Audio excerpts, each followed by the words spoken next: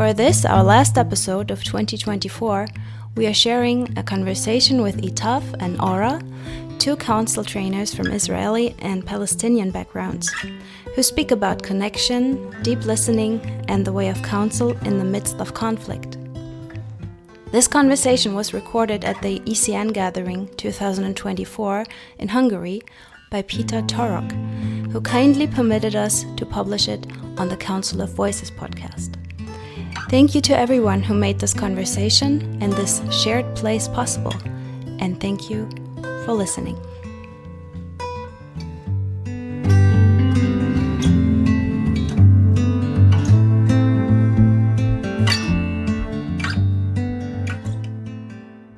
I think I have a call about something. It's not a specific to talk about the conflict. It's about like our relationship and about like the way we are going through, and then to can inspire other people when they have conflict or when they have a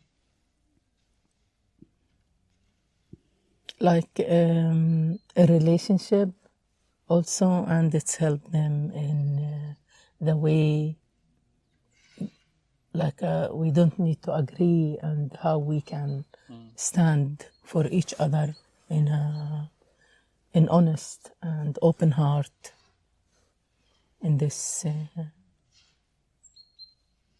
when we have like a really tough time or hard time, like what we going through now.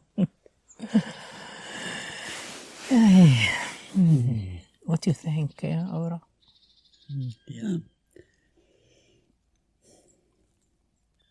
Even when we talk about young people, also people who are feeling lonely and lost a little bit in what's going on in the world, I think that what we can offer from our relationship maybe can be of some use to someone.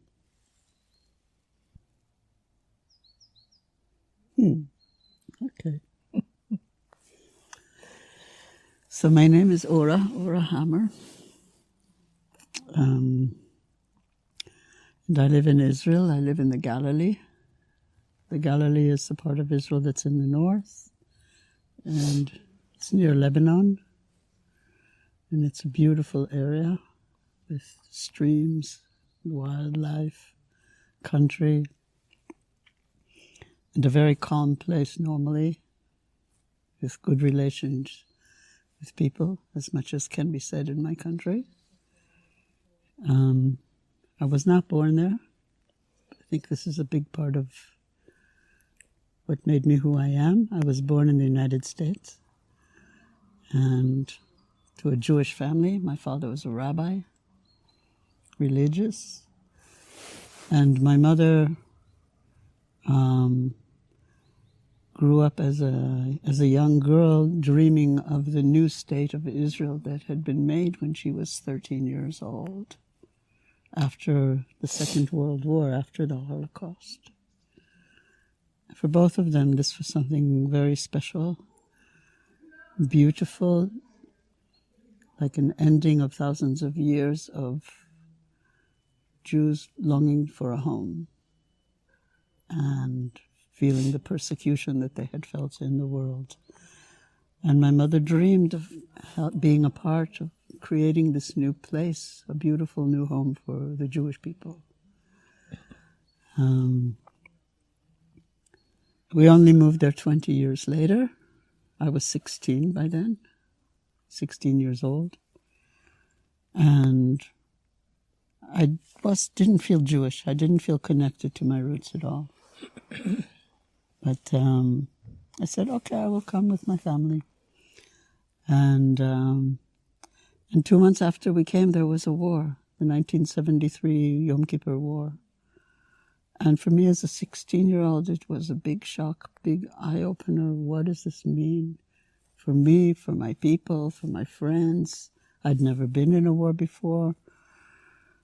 Just like many people who are listening to me young people.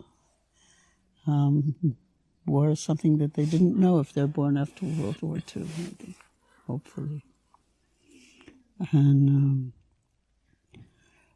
it was frightening, but I also saw some very special things about how people come together when they are in danger and how they help each other. And after that, I felt I belonged in Israel. And I stayed. And I made it my home. And when I got married and I had a child, and I lived in the Galilee, which is in the north, which can also be a dangerous place. Some of the wars were in the north. and there were more wars. And having a child suddenly made me feel like, wow, I have to protect my child. What does this mean? And for me, it meant maintaining relationships, seeking peace, saying, no, I don't want my son to be in a war. I don't want my son to hate his Arab neighbors, his Palestinian neighbors. I don't want him to fear them. And this is a bit of where I became a peace activist. As a woman, as a mother, I said, I need peace. I need peace for my child to grow up in a different world.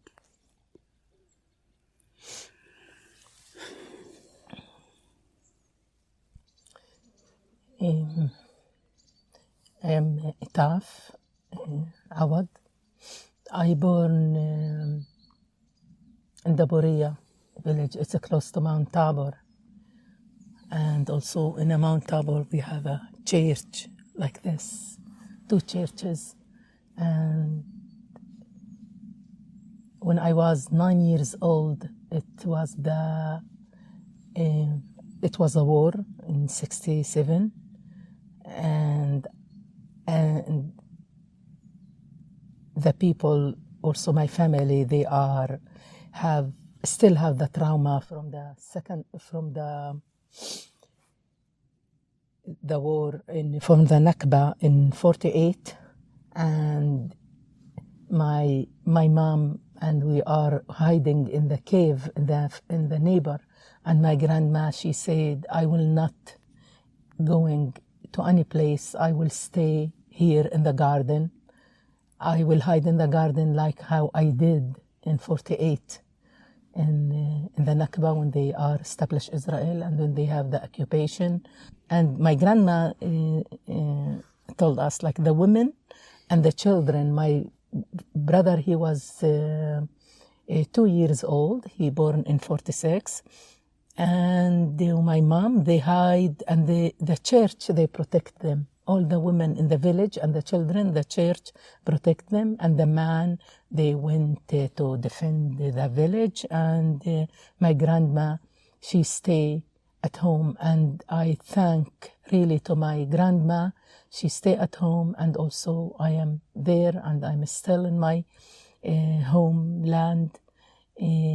Because all my uncle, the other part of the family, they are refugees in Syria and also in everywhere. And to grow up as a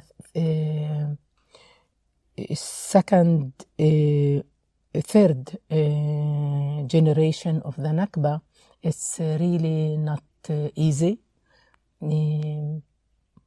For me, like my family and also the Palestinian in Israel, for me, they did the peace. If they are agree or not agree, they did the peace. They share the land where the Jewish came and they established Israel. If it was, they was in agree, if the Palestinian agree or not agree, already they have the state. And I was like, I wasn't really in awareness about the conflict and talking about it, because we are not allowed to say we are Palestinian. We are not allowed to show the flag, and just anyone, they was like punished if we as a Palestinian have Israeli citizenship. And until the 1976, I was in a 12th grade. I was 17 years old when like the Israeli government continue to take more land from the Palestinian in Israel, and this is first time the Palestinian did demonstration.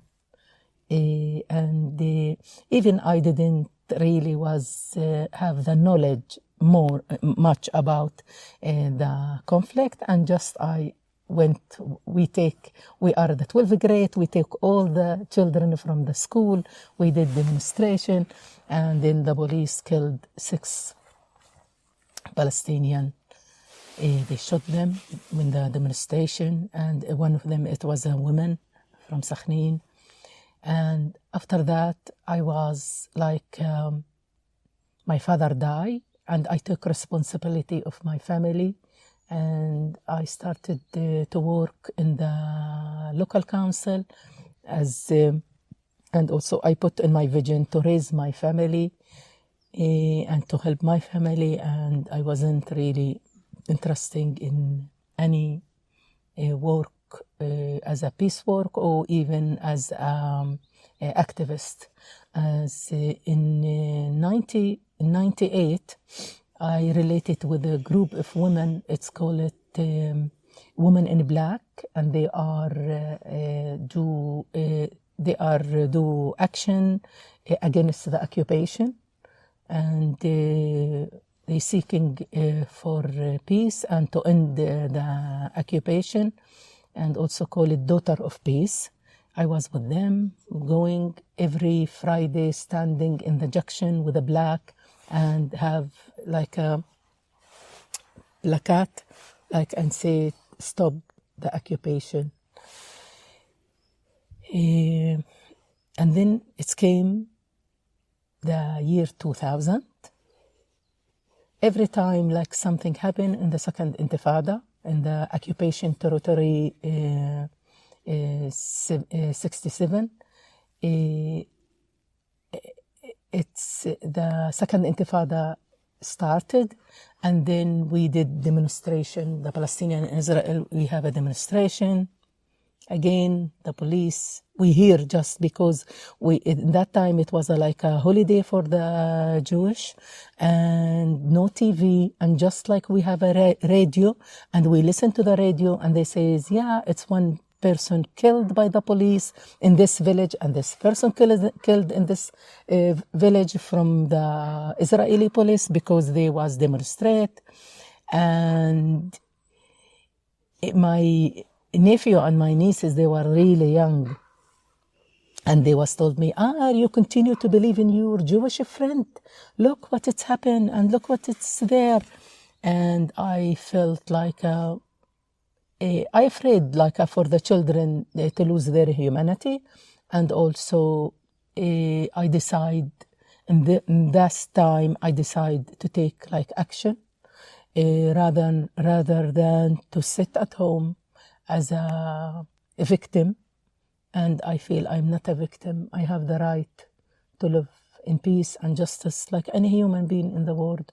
And since this time, I started to be an activist in a peace way, and also going to the demonstration, going to any way it's bring justice for my people. And also in the last years, I talk with Aura, we was sitting together. I told her I am connect with anyone in the world. They want to do good to the planet, to the human being, to the trees, to the nature, in anyone in the world. It came like my life.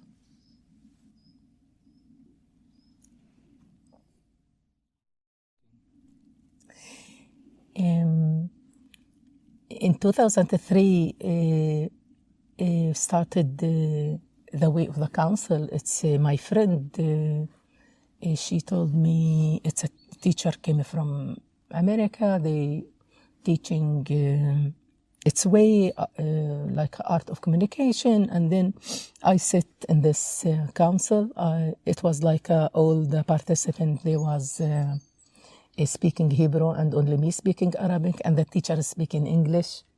I didn't understand the English, but I felt everything in my body, and I get to remember. It's reconnect me to my root, to my grandma, and I felt I was in this place. In our traditional, we have a council. It's called Diwan in the Arabic. And my grandma, she was a healer and a midwife, and there was women. When the Diwan in our culture, it's like only men, they sit there. They want to take a decision if they have a conflict. And every a week they sitting, and my grandma, she was sitting with them. And me, I was as a child going there. And all this story I told you now, I forget. And the way of counsel reconnect me with my grandma and reconnect me with all the stories I am saying now. And then Ronici bring the way of the council, and with Leonberg from America. And Ronici told me, yeah, we have another group of women, Palestinian and Israeli. They are meeting, and I say it's enough for me, and I am with a way of counsel, enough for me. I don't want to get more. And it was Ramadan, I was fasting. And then I went, I say, okay, I will go. It was in the north, where Aura live. And in this time I met Aura. Just I was looking to Aura, and it's with the long hair, white. This woman, it's interesting from where she came from, very far place from the mystery. I want to know her. And then she can tell the end of the story. So this place we met was also, it was a women's peace group. It was called Beyond Words. Nitzan Gordon was the woman who created it and held it. And it was near my home in the Galilee. And we'd been meeting for over a year when Itaf joined. And what we did in this group was work on how to create peace within ourselves, but together. The Arab and the Jewish women together. And it created wonderful bonds of communication, of connection, of friendship, of laughter, of tears. It was beautiful work. And Itaf was there also. And I still didn't know council, but Itaf joined us in the second year. And one day I heard a laugh. And I looked, and it's Itaf laughing. And if you have not heard Itaf laugh, you have not heard a laugh. And I said, who is this wild woman? I had the chance to listen to her laugh. Yeah. And I said, I need to bond with this woman. There is something here that really connects between us that I need in my life. And so we got to know each other there. And then Rinat, she came also to do counsel one day in this women's group in one evening, and she invited us. And there was another training by another teacher that was being offered, and I said, wow, I like this. The women's group is great, but there's something about counsel that seems simple and correct and deep. So I went to the training, and that's how I learned counsel, and how I began to be connected more and more with Itaf. And one year she invited me, she had been invited to Cyprus through the Women in Black, right? For a kind of conference, interfaith conference of women. It was also held in a monastery like here, but in Cyprus. And we went together, and that was when I really felt that I got to know you, and we shared a room, and we shared our fears, and we shared our longing for peace, deeply, deeply connected. Yeah. And also we started, it was like a organization, it's called it Sulhaway, it's reconciliation. There was like a conference, Palestinian and Jordanian and Israeli, they come together, and also they was a bring people, peacemaker from out the country. They invite us to teach council, to lead council in this conference. It's a big conference in the nature, and also we meet there. And also one day I invite my family. They came, my brother and sister and nieces, nephew, and your father came. He was also invited to, as a rabbi. Yeah, your father come, and also my family, they get to meet your father in this conference. It was in 2005, I think. It's many years, yeah. And after that, like we create the leadership organization. It's a listening circle, and we work together in many groups, in women, in children, in the school, even during the pandemic. We lead international council by Zoom, and also this time people also interview us. Or we lead also council by the Zoom to get people to know about us, and also to hear the story. And since this time, and our relationship also, when it gets like when we get to the war, or something happen to the Palestinian, when the settler they are attacked, or when they like something happen in Gaza. For me, I closed. Like in 2009, I am part of organization, it's called Tomorrow's Women. We bring like Palestinian and Israeli girls. Since 2004, I am part of this. I am a team member of this organization. And in 2004-5, we had the young women from Gaza. And in 2009, one of them, and with another 3 daughters, when they bomb their house, they are killed.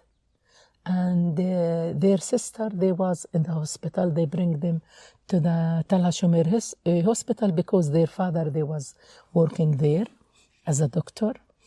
And then like I was working with Aura and also with Yasmin, and they called me. No, even we was in a retreat in Jerusalem. Palestinian Israeli women, we was there, you was there, and Yasmin also, she was there, my sister, we was. And then called me, and then I went directly from Jerusalem to the hospital. I stayed with another girl. They are injured from Gaza. I stayed nearly 2 months with them. And when Aura called me, I told her, I can't talk with you. I can't talk with any Jewish. And my brother looked to me, he was like, told me, how you told her this? I say, she will understand me. I was knowing like Aura, she will not lift me, because we practice this way, like a way of counsel. It's how to be compassionate and patient to the other, and I can bring my voice and my story, and also it's a space for my story and a space for her story, even it's not, we are not agree. And after 1 week, we meet and we talk and we share, and then we continue to do what we are doing. And every time it's happened, the same thing, it's happened this time. Almost every 2 years there's some kind of war with the Palestinians and the Israelis. And it gets worse and worse. Our government doesn't listen to the need for peace. And so every time we go through this, how do we speak to each other? How do we hold our pain, share our pain? And yet know that my pain is not her pain and her pain is not my pain. We can share the trust and the connection without taking on each other's stories. And each time it's difficult. There have been so many times when we couldn't talk for a few days, and then we get back together and we sit and we talk again, and we hug each other and we cry together and we laugh together afterwards. And we come closer and closer, like we've become sisters. We really have become sisters.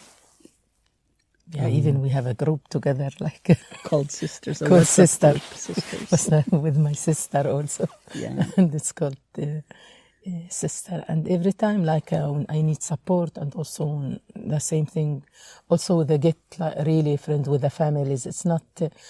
I say we are not making peace. We are live the peace. Yeah. Like we living daily life, like the peace with our families, with also, yeah, it's not only me and Aura, all my family also, they know everybody.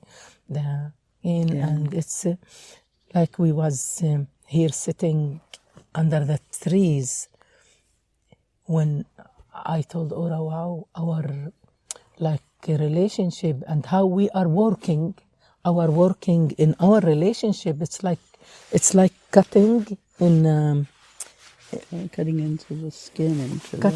cutting the skin even in the bones, and then it's their infection, and we are clean it, and every time we work deep, and it's getting like more soft, more understand, more keep standing for each other in the middle of the storm. It's not really easy, but if we are believe, like for me, because I believe this is like the way, because it's no way, and this is the way, and I believe not to give up. Sometimes I feel when I saw like what's happened now to the people in Gaza, and what's happened, it's like the genocide and everything, like what's happened, it's worse. And sometimes I get depressed. I don't want to do nothing. And when we are talking with each other, we empower each other and to continue to do together. Sometimes alone I couldn't.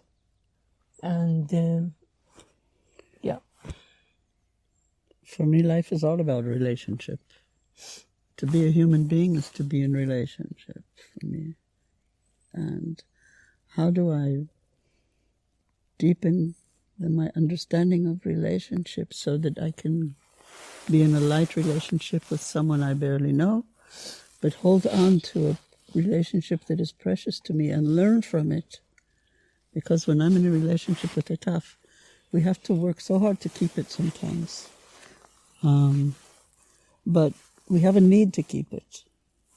And so this need keeps us going, cutting into this wound, into this infection and cleaning it out. Holding on to each other in the middle of this wild storm that we're living in. And saying, no, we will protect each other. And I learned from you about what's going on in Gaza. And you learned from me what's going on with my family, how my son lost his home from the war. And all the different things that I go through. How my home is being bombed so often right now with rockets. Your home now is also being bombed, but in the beginning of the war, it was my home. And it doesn't end the war. And don't see that our relationship can help end the war. But keeping our relationship helps us keep our humanity. It makes us sure that we will not change into warlike peoples. And to keep hope. Like if we lose the hope, we lost everything. And it's not easy to lose, to keep the hope. Because it's sometimes this what is happening is bigger than me. and it's easy to lose the hope and the struggle. And I hear from someone in Gaza says like hope it's resistant, and it's like to keep the hope with like the wars will end. It will be everybody have in the world, even in all the world, like to have place, safety and dignity, and place for the children to be safe in all the world. And this is my hope. And to have a freedom, like any human being, they deserve to live in a freedom and to have their own, how to say it, their life, like to own their life without any occupation, without anyone like tell them what to do, and just everywhere. And also I know, like I related with all the places, like with wherever they have, like in Sudan, in Russia, and Ukraine. Yeah, and the world, it's getting really change and hard, and how we can hold all this, and it's the people like together. It's coming from. It's not from the government. Like the government, they are not care about it, and the people, they care of it. One of the things I've learned in this war is how important it is for people to create safe spaces for each other, to hold safe spaces for them, whether it's to be safe when I walk down the street if I am persecuted, or it's safe for me to speak my voice when I need to speak my voice, and I could be hurt for this, I could lose my job, I could be killed for this.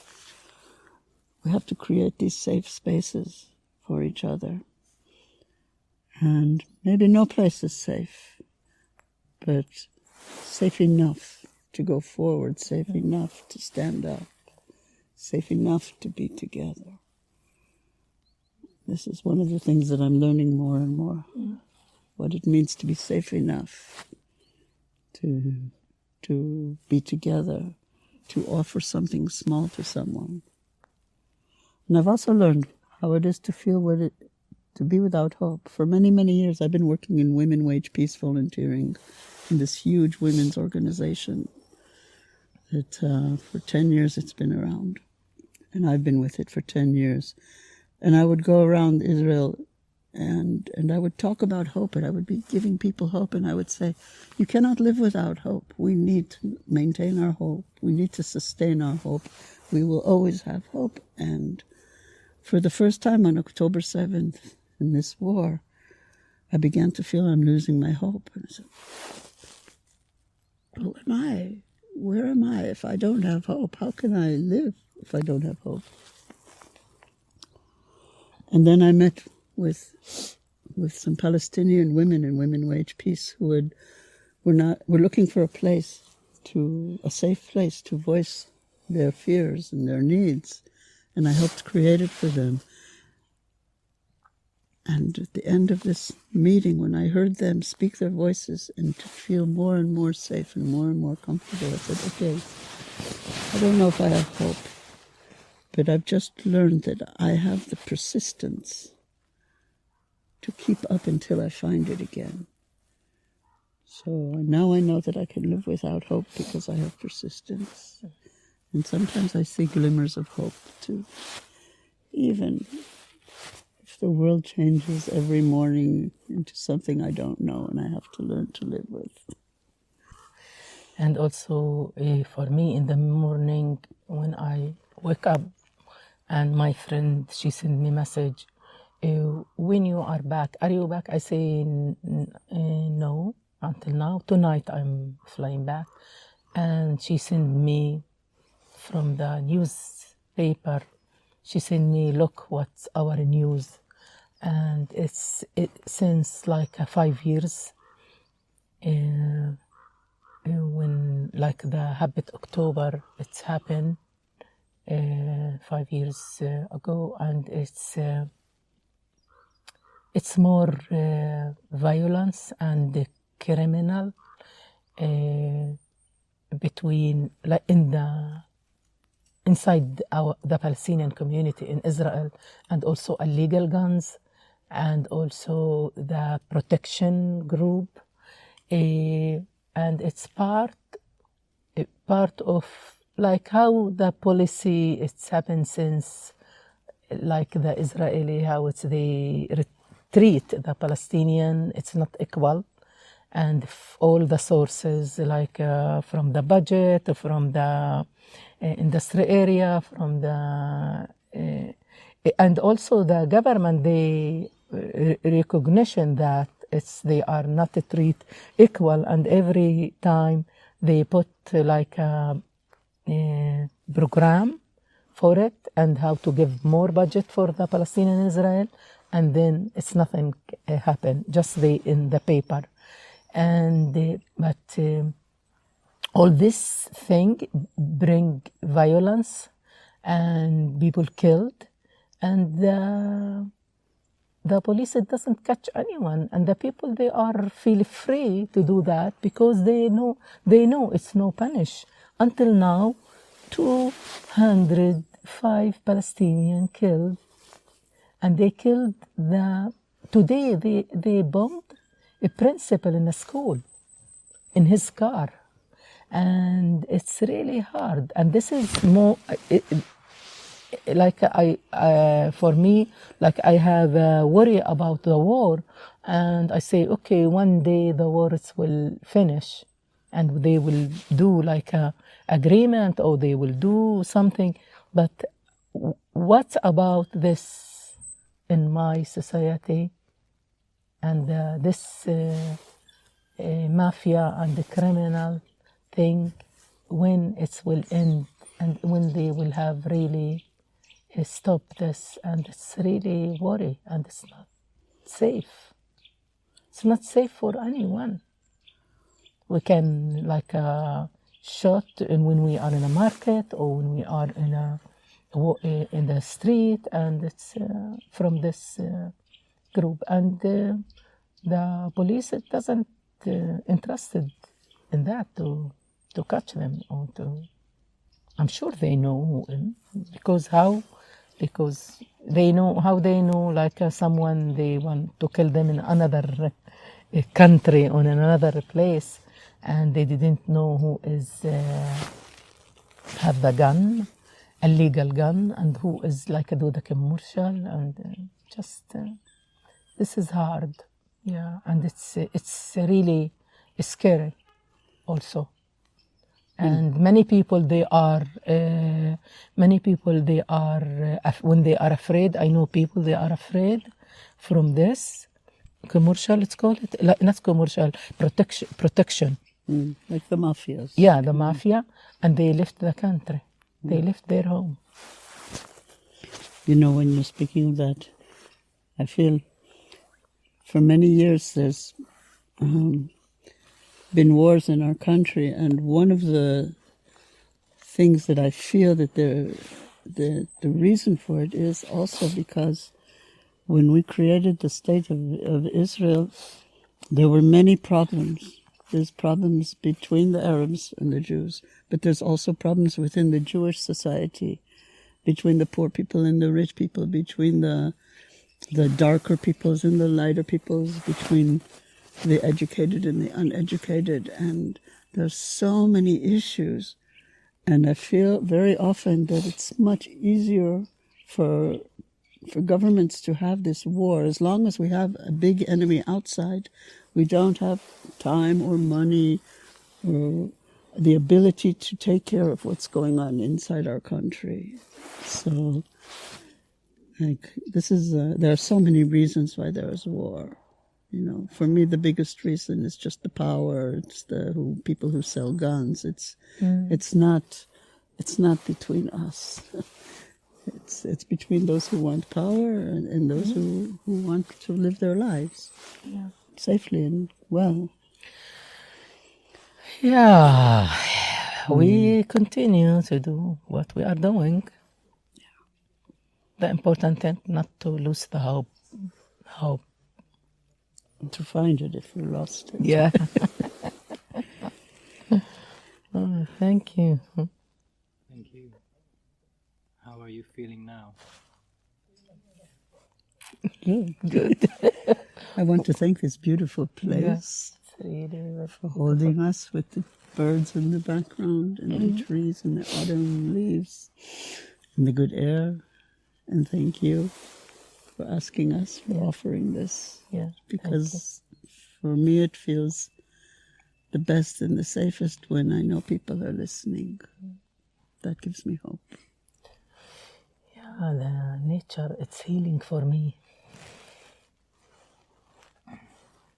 Yeah, I get the power from the nature.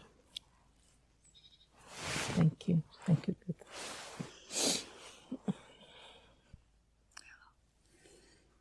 Council is a very ancient practice. Probably your great-grandparents knew some form of council. Great-great-great-grandparents, maybe. Like your grandmother, who knew Diwan. It's a very simple practice of putting relationship and community and communication as the basis of life. If we have a good solid foundation, then we can do anything we want to do. If we have the trust, if we know we are being heard and understood, if we know someone can share our heart, then we can move forward. We can be together. We can do anything we need to do.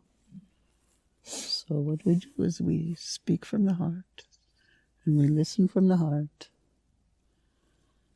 and we offer our stories, the essence of our stories, so that people can receive them.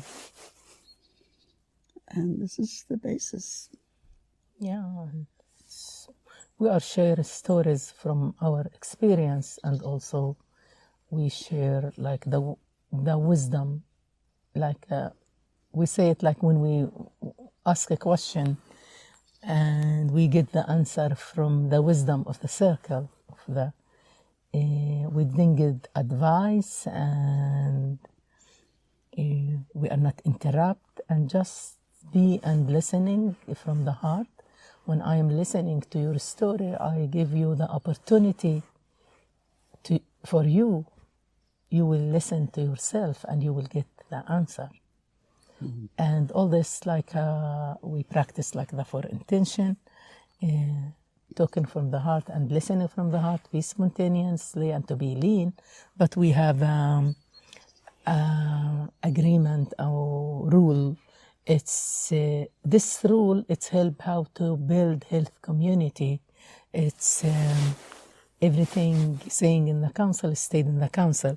We share about outside the circle about our experience, and I can share about my experience without to say Peter say that and that and that, or after the circle, because we create safe container for everybody can feel safe and open his heart. And when we get out the circle, the energy it's be different. And then we says we are not coming and to ask you about the story you share in the council. Just if I want to relate or to continue, just I ask you, I can ask you, and if you say yes, I can. If you say no, we respect the privacy of everyone. But like we said, it's a very simple practice. We've been doing it for 20 years, and we still argue, and we still get angry at each other, and we still hurt each other. But we know how to work with this and say, okay, this is a gift. Let's see what we can do with this. And then we find our way again to go deeper and to find a deeper, more authentic place in our relationship through this. Yeah, and in the council we say it, we are be aware. This is what, like, I be aware about awareness about my feeling. Like, even like if we are argue and then after that we call it inner counsel. I do counsel with myself. Why I have this thing, and when I be aware, it's easy to solve if it's any problem. And also, usually I say we practice the muscles of the heart to be patient and compassion. It's easy to talk about it, but it's not easy to practice. And how much we are practice in our, it's not a technique, it's a daily life. We live in it, and if I live in it, I can walk my talk. And always I say the miracle is the simplicity of this way. So we honor your grandmother. We created we have a website. We call it D1 City, which means my grandmother's council. And anyone who wants can find a little bit more about us there if they like. Yeah. And also, I have also a website in English, www.itafandaura.com, and also about like a council. And we are happy to offer this way. Like, I feel we get a gift and we share it with everyone. Ask us and also ask me. I say yes. And I translate the book to Arabic. And then maybe you say which book? the way of the council. We translate it from English to the Arabic, and also I write the introduction in it, also about the story with my grandma. And it's because like I want to have like opportunity for the people, they are not speaking Hebrew or speaking English, to be like easy for them, because it's like we say, talking from the heart, and we talk the mother language, and it's this is the mother language, it's language of the heart. And I went to Egypt, to Jordan, to the West Bank, and also in 2 years ago I trained also young group from Gaza by Zoom. And it's just like I get photo from young women from Gaza. They are in the tent there, and she showed me the book. She read in it, and also she practice now in the middle of the war. And it's like I felt really gratitude. I have this gift I get and share it with everyone.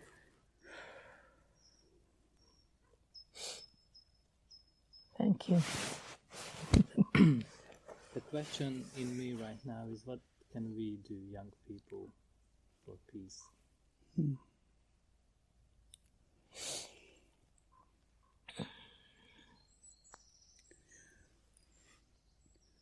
For me, I've been hearing many, many stories about young people who push these difficult stories away when it's not their story. And it's too much, and it is too much. I'm not asking you to bring war in your life, but I really wish for young people not to close their hearts, but to keep their hearts open to each other, and to practice making better relationships with their parents, with their spouses, with their children, with nature, with the world. And we talked about awareness, to be very aware of yourself and of what's going on in the world, but with compassion. Because if I don't have compassion for myself, I cannot have compassion for others.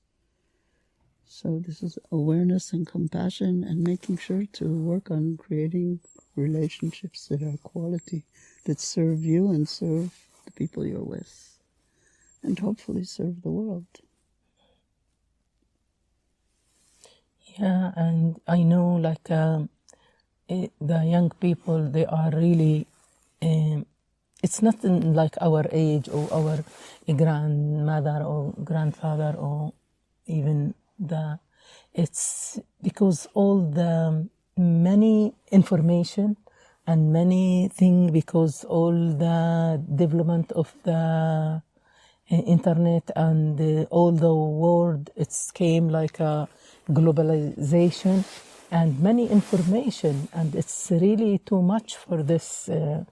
I feel it's really, I feel hard for this young people about their life to deal for all this, the information, and to have like time to connect with themselves and to be a little bit far away from the screen.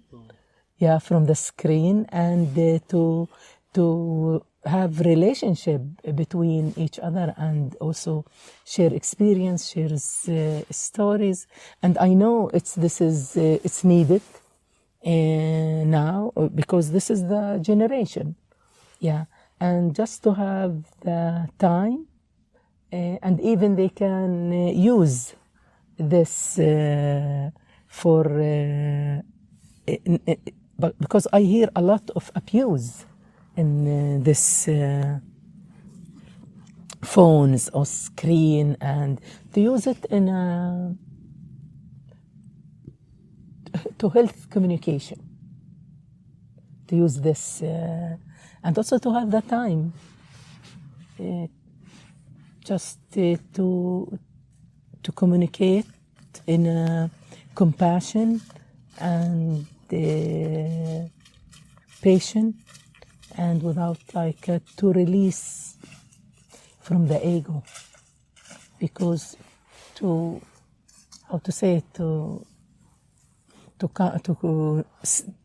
release from the mind and all the things, to connect to the heart. First, to be compassionate